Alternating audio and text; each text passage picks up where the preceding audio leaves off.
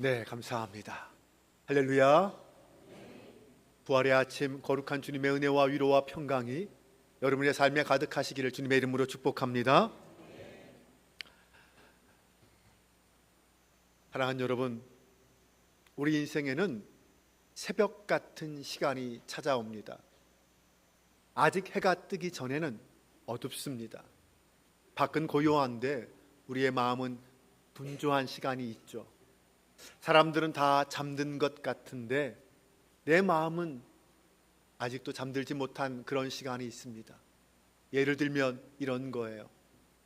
병원의 복도에서 맞이한 시간, 그 새벽, 장례를 치르고 돌아와서 불을 켜지 못하는 새벽, 자녀 문제로 밤이 길어지는 그 새벽, 물질 문제 걱정이 짓누르는 그 새벽이 있습니다.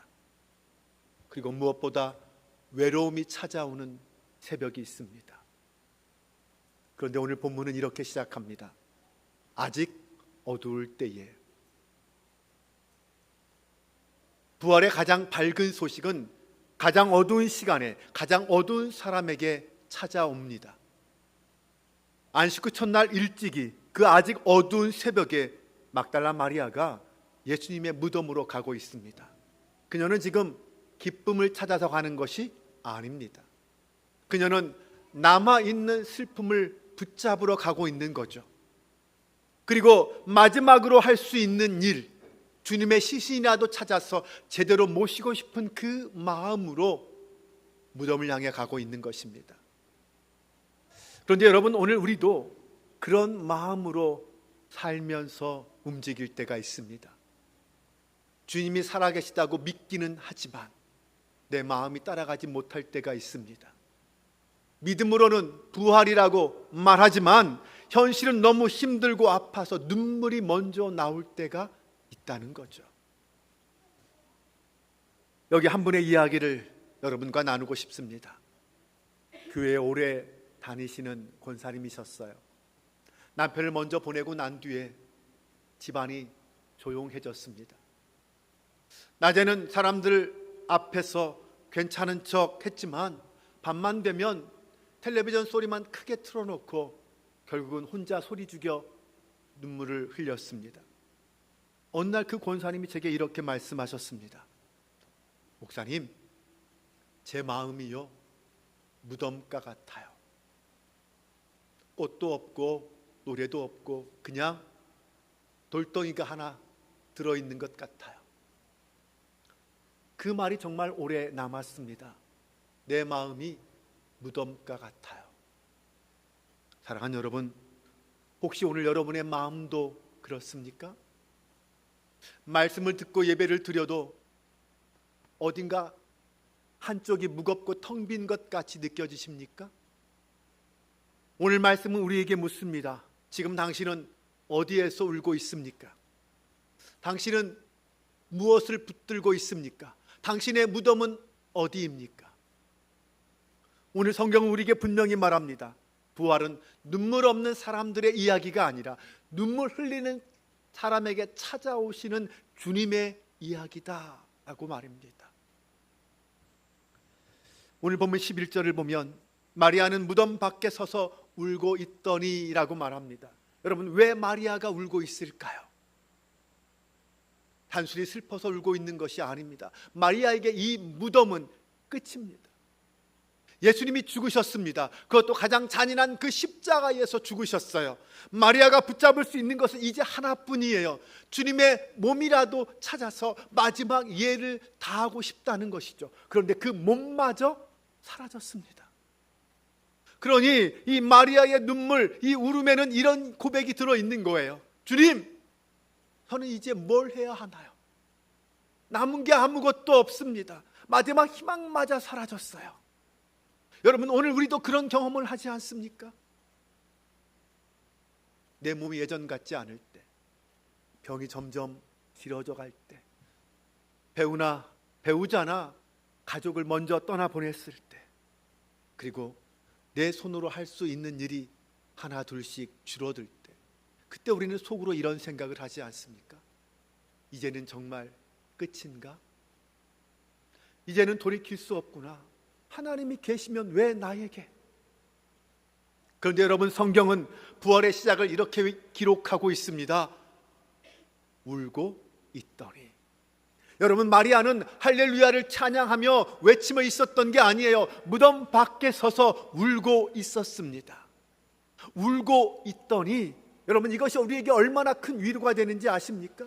우리 하나님은요, 우리의 눈물을 신앙 없음으로, 믿음 없음으로 정죄하지 않으십니다. 주님은 우리의 눈물을 아십니다. 주님은 우리의 울고 있는 이 마음을 아신다는 거예요.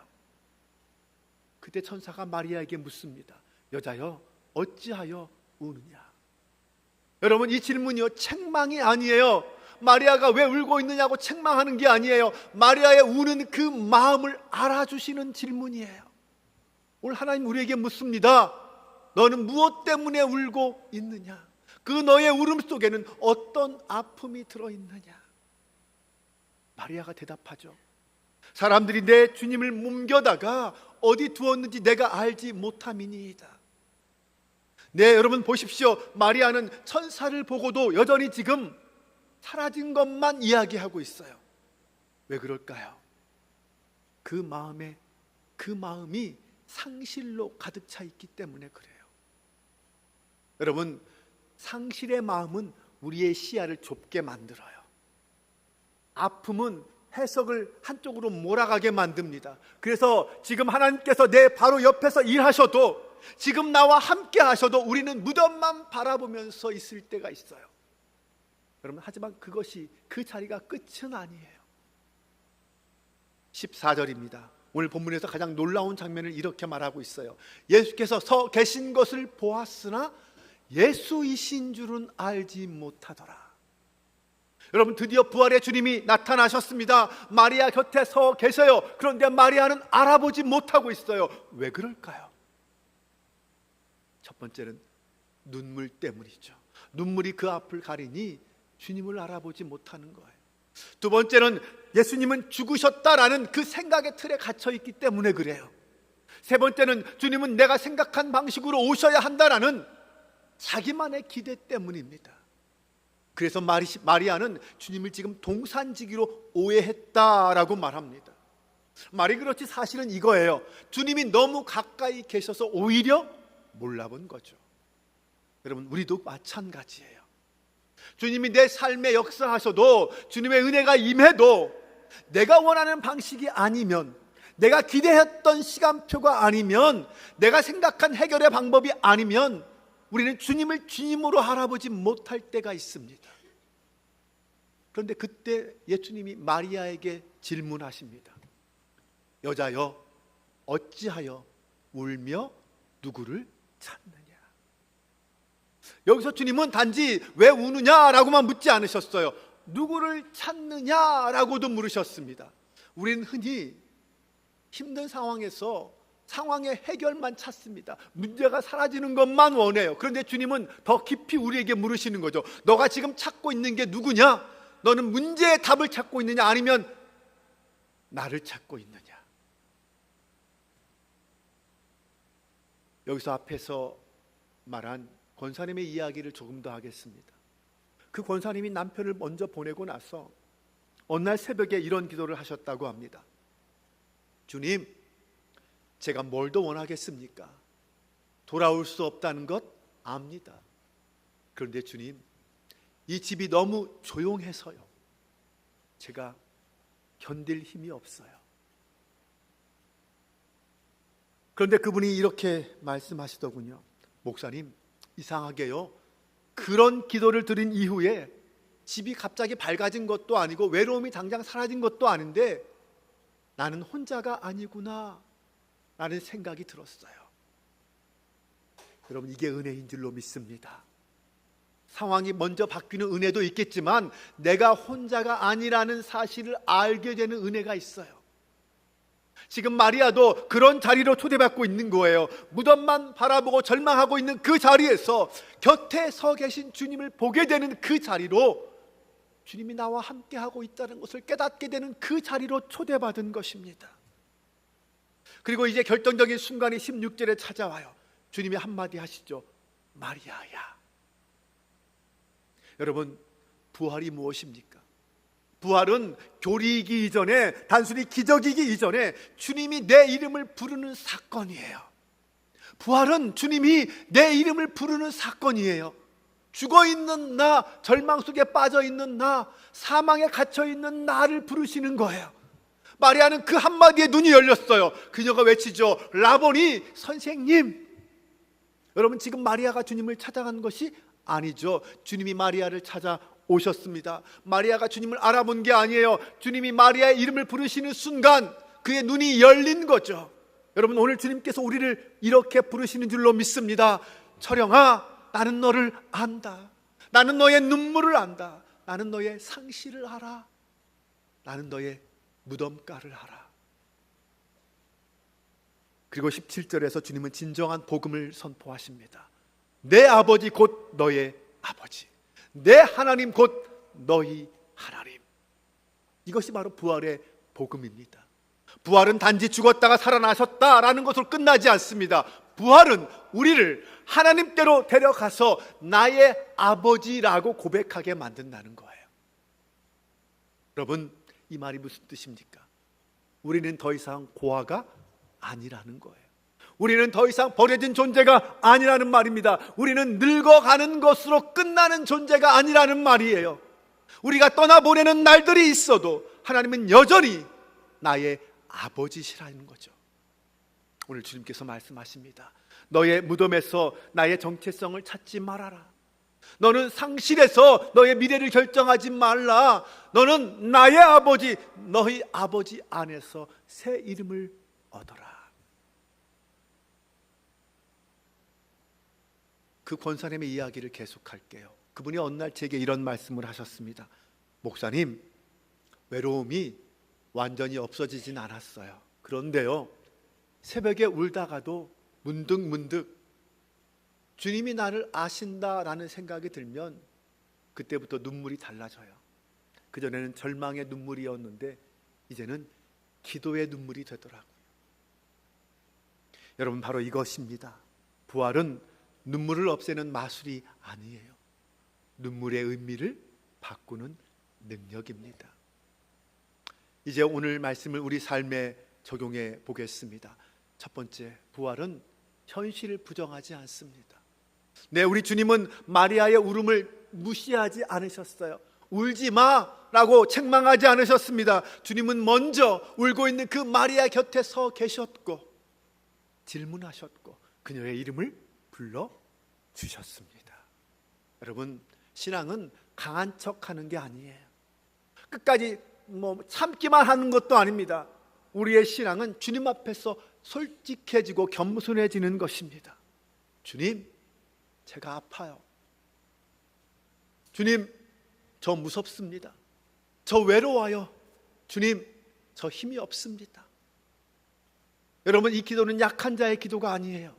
이 기도는 부활로 나아가는 기도입니다. 오늘 우리의 입술에서 이런 기도가 나올 수 있기를 바랍니다. 두 번째, 부활은 무덤이 아니라 주님을 보게 만듭니다. 우리는 살면서 자꾸 무덤만 바라보아요. 사라진 것, 줄어든 것, 끝난 것, 돌아오지 않는 것, 그러면서 자꾸 절망합니다. 그런데 주님은 그런 우리의 시선을 돌리십니다.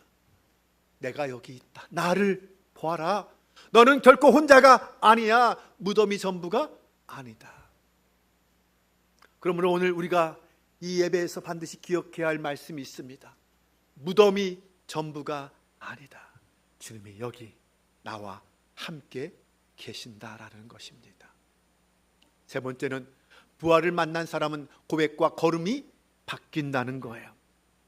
18절에서 제자들을 찾아간 마리아가 이제는 제자들에게 말해요. 내가 주님을 보았다. 무덤 앞에서 울고 있던 그 사람이 달려간 거죠. 붙들고 있던 사람이 증인이 된 것입니다. 매달리고 있던 사람에게 사명이 맡겨진 거예요. 여러분, 오늘 우리의 사명은 무엇입니까? 이것도 하고 저것도 하고 여러 사명들이 있을 거예요. 하지만 그 중에 우리가 정말 놓치지 말아야 될 더 깊은 사명이 있습니다.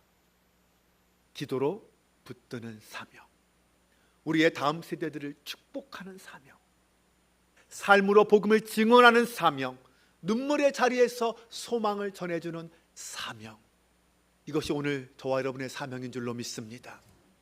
여러분, 교회는 단순히 직분자들의 공동체가 아니에요. 교회는 부활을 본 사람들의 공동체입니다. 부활을 경험한 사람들의 공동체예요. 그러므로 오늘 우리의 부활의 이 믿음은 교회를 세우는 기둥이 되는 줄로 믿습니다. 사랑하는 여러분, 오늘 부활의 아침은 이렇게 시작했어요. 무덤가에 서서 울던 그 사람에게, 가까이 계심에도, 가까이 주님이 계심에도 그 주님을 몰라보던 그 사람에게 주님이 조용히 다가와서 부르셨습니다. 마리아야. 그리고 오늘 그 주님께서 우리에게도 말씀하십니다. 철영아, 내가 너를 안다. 내가 너의 눈물을 안다. 내가 너의 새벽을 안다. 내가 내 인생의 마지막 장이 아니라 다음 장을 쓴다. 사랑하는 여러분, 이제 주님의 음성을 듣는 우리의 마지막 고백 또한 이래야 할 것입니다. 내가 주님을 보았다. 내가 부활의 주님을 만났다. 무덤을 보던 눈이 이제는 주님을 향하게 되고, 우리의 상실의 마음이 아버지의 품을 알게 되고, 절망의 눈물이 기도의 눈물이 되고, 그리고 마침내 부활의 증인으로서의 고백이 선포됩니다. 오늘 여러분의 마음속 그 무덤가에 부활하신 주님이 서 계신 줄로 믿습니다. 그리고 그 주님이 우리를 부르십니다. 철영아. 그 부르심 앞에서 오늘 우리의 새벽이 바뀌기를 축복합니다. 우리의 눈물이 바뀌고 우리의 고백이 바뀌기를 주님의 이름으로 축복합니다. 다 같이 화면을 보면서 함께 큰 소리로 읽겠습니다. 부활의 주님을 만나면 우리의 눈물은 사명의 고백으로 바뀝니다. 아멘. 기도합니다. 아버지 하나님, 부활의 아침을 열어주신 주님 앞에 우리가 함께 서 있습니다. 우리의 믿음이 때로는 고백만 남고 마음이 따라가지 못할 때가 있음을 고백합니다.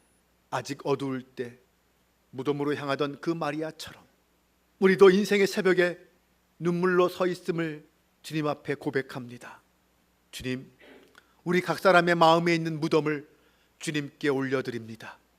사라진 것들, 잃어버린 시간들, 되돌릴 수 없는 아픔들, 우리의 연약함과 질병들, 가족과 자녀의 문제, 말로 다 하지 못하는 이 외로움과 두려움도 주님께 맡겨드립니다. 주님, 우리의 무덤만 바라보지 말게 하시고 우리 곁에 서 계신 주님도 바라보게 하여 주옵소서. 부활하신 예수님, 오늘도 우리를 이름으로 불러주옵소서. 철영아, 말씀하시는 그 주님의 음성을 듣게 하시고 그 주님의 음성 앞에 우리의 눈이 열리게 하시고 우리의 마음이 다시 살아나게 하여 주옵소서. 아버지 하나님, 내 아버지 곧 너희 아버지라고 말씀하신 주님의 은혜를 붙듭니다. 우리는 더 이상 고아가 아니라 주님의 자녀임을 알게 하시고, 세월이 흘러도 우리의 몸이 약해져도 모든 상황이 달라져도 아버지 하나님은 우리의 손을 결코 놓지 않음을 믿게 하여 주옵소서. 특별히 오늘 이 시간 예배를 마치고 각자의 자리로 돌아갈 때에도 우리 곁에 서 계신 주님을 기억하게 하시고 어두운 새벽 같은 날에도 부활의 빛으로 걸어가게 하여 주옵소서. 죽음을 이기시고 살아나신 우리 구주 예수 그리스도의 이름으로 기도합니다. 아멘.